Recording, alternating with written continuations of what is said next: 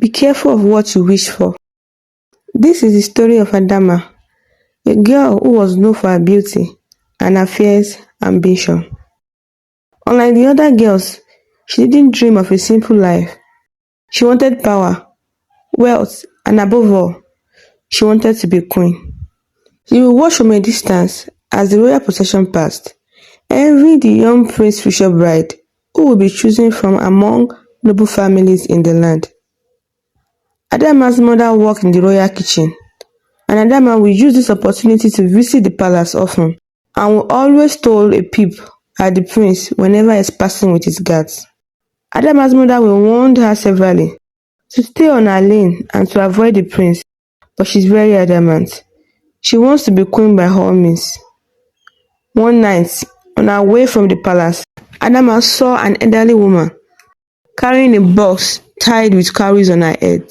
She was walking slowly down the bush path. The old woman stopped Adama and begged her to assist her with the load. Adama grudgingly accepted.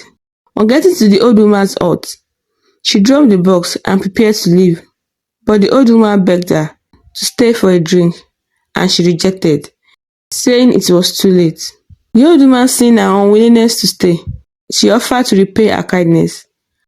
"I know you wanted to become queen. I can assist you." On hearing this, Adama's face lighted up with excitement, but she was curious to know how the old woman knows her innermost desire. "I have been watching you for a while, and I know you want to become the prince's bride," the old woman said with a sly grin on her face. "I will make you a queen, but it will come with a price." Adama, desperate to become a queen, quickly told the woman she will agree to all of her terms. The old woman smiled and handed her a shiny gold necklace. The old woman told her that the necklace contains a potent charm that will make the prince fall in love with her. The following day, Adama went to the palace as usual. With the necklace on her neck, she smiled and waited patiently at the path leading to the prince's hut. Few minutes later, the prince was passing with one of his guards, and immediately he saw her, he fell in love with her. Like a puppet, the prince held her hand and took her to the king, and he declared he would marry her in 2 days' time. The king smiled and nodded in agreement.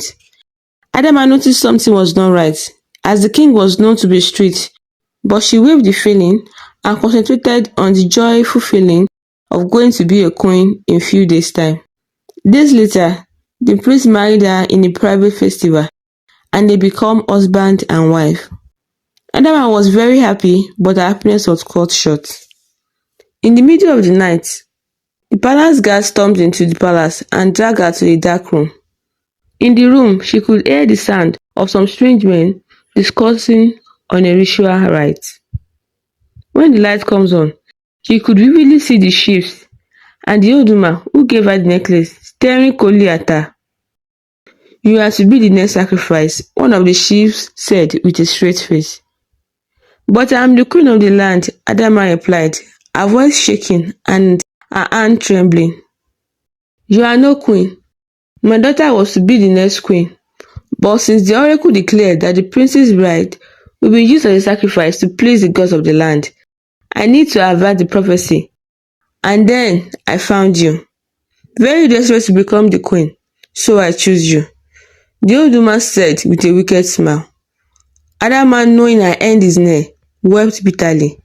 "I wish I had listened to my mother," she said, her face filled with sadness. She continued weeping as one of the guards blindfolded her, ready to be sacrificed to the gods. In her desperation to become queen, Adama has met an horrible ending, and to date every villager in the village remember the tales of Adama, the girl who wanted to be queen, but whose ambition led only to her sorrowful end. Thanks for watching. Please like and subscribe to this channel, and I will see you in my next video. Bye.